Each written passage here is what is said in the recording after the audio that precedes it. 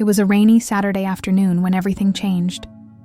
We were visiting my grandmother's house, sorting through old photo albums that hadn't been opened in decades.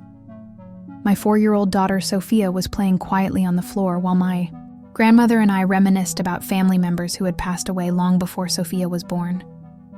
"Look at this one," my grandmother said, pulling out a faded black and white photograph from 1952. "This is your great-aunt Elizabeth. You never met her, honey. She died when she was just 8 years old." I glanced at the photo casually. A small girl in a white dress, standing beside a rose garden, smiling shyly at the camera.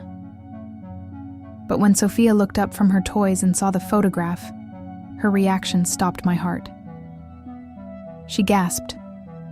Not the curious gasp of a child seeing an old picture, the shocked gasp of someone recognizing themselves.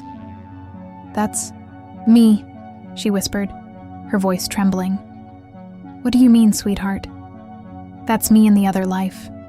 When I was Elizabeth," my grandmother's hands started shaking. The photograph slipped from her fingers and fluttered to the floor. "My name is Catherine, and this is the story of how my daughter Sophia recognized herself in a 70-year-old photograph, identifying as a family member who had died decades before she was born and revealed details about a life that should have been impossible for her to know. Sophia had always been an unusual child, not in obvious ways that would concern a pediatrician. She was bright, healthy, developmentally on track, but she had this habit of talking about before with a specificity that unnerved me. Before I was Sophia, I lived in the big house with the garden full of roses. Before I was your little girl, I had different parents who loved me very much, but couldn't keep me safe. Before I came here, I was sick for a long time and had to go to the hospital where they couldn't make me better. I had always assumed these were the elaborate fantasies of a creative child. Kids invent imaginary friends, imaginary places, imaginary histories all the time. But Sophia's before stories had a consistency that bothered me. She always described the same house with the same rose garden. She always mentioned the same illness that doctors couldn't cure. She always spoke about it in past tense, like she was remembering rather than imagining. "Tell me about the house with the roses, Sophia." It was big and white with green shutters, and there were so many roses in the garden that you could smell them from inside the house. "Who lived there with you?" "Mama Ruth and Papa James. And sometimes Uncle Charlie would visit and bring me books." "Mama Ruth. Papa James. Uncle Charlie." Specific. Names that held no meaning in our family tree. Or so I thought. "What did you like to do in the house with the roses?" "I liked to help Mama Ruth in the garden. She taught me the names of all the different roses. And I liked to read the books Uncle Charlie brought me." "What kind of books?" "Stories about princesses and animals. And one book about a little girl who lived in a secret garden." The Secret Garden by Frances Hodgson Burnett, a classic children's book, but not one we owned or had read to Sophia. "What happened in the house with the roses?" Sophia's expression would always grow sad when I asked this question. "I got sick, really sick. My tummy hurt all the time and I couldn't eat anything, and I got skinny and weak." "What kind of sick?"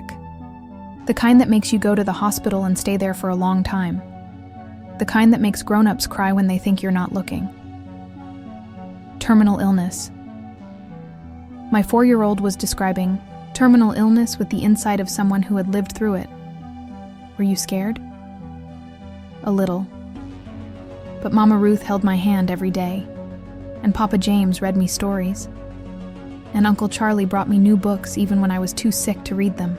"What happened next?" "I went to sleep in the hospital. But it wasn't scary sleep.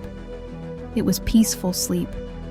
And when I woke up, I was floating above my body, watching everyone cry." "You watched people cry?" "Mama Ruth cried the most. She held my hand even after I wasn't in my body anymore. And Papa James just sat in the corner and stared at the wall." "What about Uncle Charlie?" "Uncle Charlie brought one more book. He put it on my bed and said I could read it when I got to heaven. The emotional specificity was devastating. The medical accuracy was impossible. But Sophia was 4 years old. How could she understand the progression of terminal illness? How could she describe the grief of survivors with such precision? That Saturday afternoon at my grandmother's house changed everything. When Sophia saw the photograph of Elizabeth and declared, "That's me," my grandmother became very still. "What did you say, child?" "That's me when I was Elizabeth, in the other life." My grandmother picked up the photograph with trembling hands. "Sophia, this picture was taken before your mother was even born. This is Elizabeth. She was my sister, my great-aunt Elizabeth, the family member I had never met because she died when my grandmother was still a teenager. Tell me about Elizabeth," I said to my grandmother, my voice barely above a whisper. Elizabeth was 8 years old when she died. It was 1952. She had some kind of stomach cancer that the doctors couldn't treat back then. Stomach cancer. The tummy sickness that Sophia had always described. She lived with our parents in the big white house on Maple Street, the house with the rose garden that Mother was so proud of. The big white house with the rose garden. Exactly what Sophia had always described. "What were your parents' names?" I asked, though I already suspected the answer. "Ruth and James Morrison." Everyone called them Mama Ruth and Papa James. Mama Ruth, Papa James. The exact name Sophia had been using for months. And our brother Charlie used to visit Elizabeth in the hospital every day. He'd bring her books because she loved to read. Uncle Charlie, the man who brought books. Every detail Sophia had ever mentioned about her other life. All of it real, all of it documented, all of it impossible for her to know. "Grandmother," I said carefully, "can you tell me more about Elizabeth's illness?" It started with stomach pains. She couldn't eat, couldn't keep food down. She got thinner and thinner until she was just skin and bones. How long was she sick? About 6 months. She spent the last 2 months in the hospital. Mama Ruth never left her side. What about Papa James? He couldn't handle seeing Elizabeth so sick. He'd sit in her room, but he'd just stare out the window. I think it broke his heart. And Uncle Charlie? Charlie was the only one who could still make Elizabeth smile. He'd bring her new books every week, even when she was too weak to read them. What happened when she died? My grandmother's eyes filled with tears. She died peacefully in her sleep. Mama Ruth was holding her hand. Charlie had brought her one last book that morning, The Secret Garden. He said she could read it in heaven. The Secret Garden. The book Sophia had mentioned. The book Uncle Charlie brought even when Elizabeth was too sick to read. Everything was connecting in ways that defied explanation. "Can I see more pictures of Elizabeth?" I asked. My grandmother brought out several photo albums spanning Elizabeth's short life. Baby pictures, birthday parties, family gatherings, and in every single photograph, Sophia's reaction was the same. "That's me when I was little Elizabeth.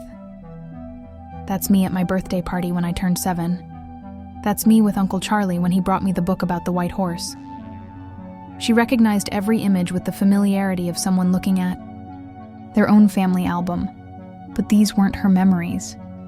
These were Elizabeth's memories. "Sophia," my grandmother said gently, "if you're really Elizabeth, can you tell me about the day this picture was taken?" She showed Sophia a specific photograph of Elizabeth standing in the rose garden, wearing a yellow dress. "That was the day before I got really sick," Sophia said without hesitation. "Mama Ruth wanted to take pictures in the garden because the roses were so pretty that year." "Do you remember what kind of roses they were?" "Pink ones, and white ones, and red ones. But my favorites were the yellow ones, because they smelled the sweetest." My grandmother started crying. Elizabeth always said the yellow roses smelled the sweetest. It was something only she and I knew. What else do you remember? About that day, Sophia?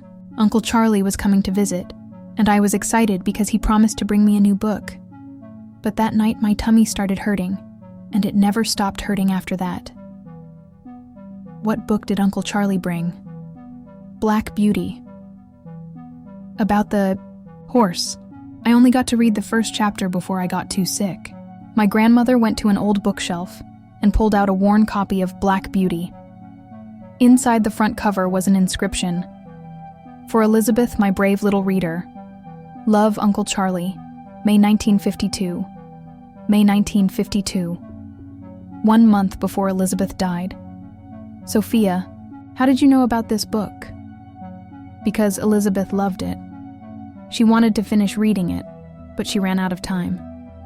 Would you like to finish reading it now? Sophia nodded solemnly. Yes. Elizabeth never got to find out if Black Beauty was happy at the end. Over the next several hours, my grandmother showed Sophia dozens of photographs and family mementos. Sophia recognized every item, every person, every occasion. She knew details about Elizabeth's life that weren't visible in the photographs. Which Christmas presents Elizabeth had loved most. What foods made her stomach hurt even before she got sick. Which songs Mama Ruth used to sing to her at bedtime. The names of Elizabeth's dolls and their individual personalities. This is Mary, Sophia said, pointing to a porcelain doll in one photograph. She was my favorite because she had real hair that I could brush. And this is Susan, she said about another doll. She was newer but not as special because her hair was just painted on. My grandmother confirmed every detail. Elizabeth did prefer Mary because of the real hair. She used to spend hours brushing that doll's hair and styling it in different ways. What happened to Elizabeth's dolls? I asked. Mama Ruth kept them for years, hoping... She trailed off. Hoping what? Hoping that someday she'd have a granddaughter who could play with them. Where are they now? In the attic. I couldn't bear to throw them away, but it hurt too much to look at them. Can we see them? Sophia asked. Are you sure you want to, sweetheart? Yes. I want to see Mary and Susan again. My grandmother led us to the attic. In a dusty corner sat a small trunk labeled Elizabeth's Things. Inside were the dolls, along with some of Elizabeth's clothes, books, and personal items. When Sophia saw the dolls, she gasped with recognition. Mary! Susan! She picked up the doll with real hair and cradled it like she was reuniting with an old friend. Hello, Mary. I missed you so much. She examined the doll carefully. Someone cut your hair, she observed sadly. It used to be longer. My grandmother nodded. After Elizabeth died, Charlie cut Mary's hair to put in Elizabeth's casket. He said Elizabeth should have something of Mary's to keep her company. That was nice of Uncle Charlie. Elizabeth was happy to have Mary's hair with her. How do you know that? Because Elizabeth watched her own funeral. She saw Uncle Charlie put the hair in her hands. The matter-of-fact way she described watching her own funeral was both heartbreaking and impossible. But everything else she had said had been verifiably true.